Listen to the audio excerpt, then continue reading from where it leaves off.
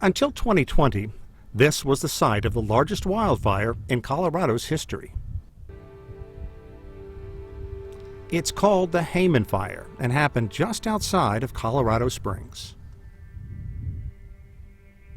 Over this massive area, no pine or fir trees have come back in nearly 20 years.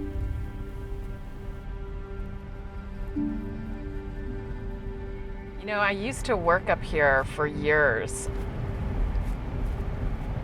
It's exciting and fun to come when I... Maren Chambers is with the Colorado Forest Restoration Institute at Colorado State University. As a researcher, I have a lot of interest and intrigue in the fire impacts, the fire effects, and really my biggest area of interest is future forests and how forests recover following these large-scale disturbances.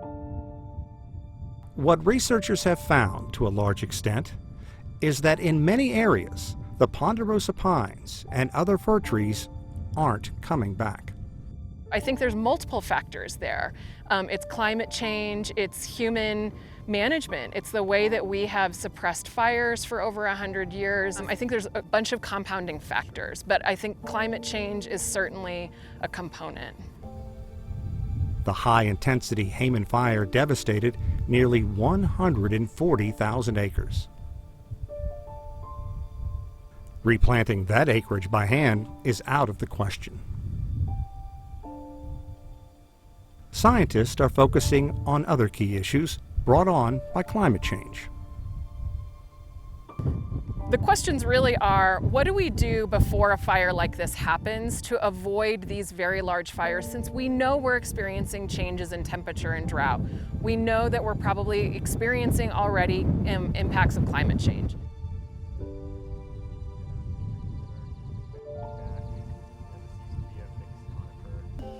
We are now in Aspen, some 400 kilometers northwest of the Hayman Fire.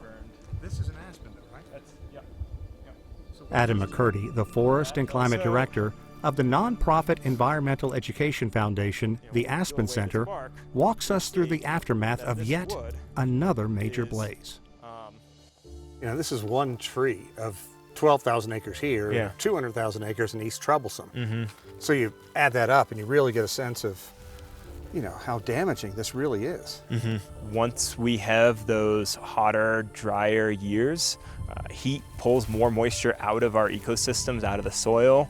It leads to increased drought, and it sets the stage for more fires. Are you worried about that becoming the norm? Totally, yeah. I mean, I look around where we are and I see forests that are similar to the forests that burned on the Front Range, that are these subalpine forests that have not adapted to fire. We have to come to grips with the fact that our actions have changed the landscape, and it's not going to be like it was. Do you think people believe that? It's getting harder and harder to deny what's right in front of us. I think even the most strident climate deniers out here have trouble saying that it hasn't gotten warmer and it hasn't gotten drier and we don't have more fires.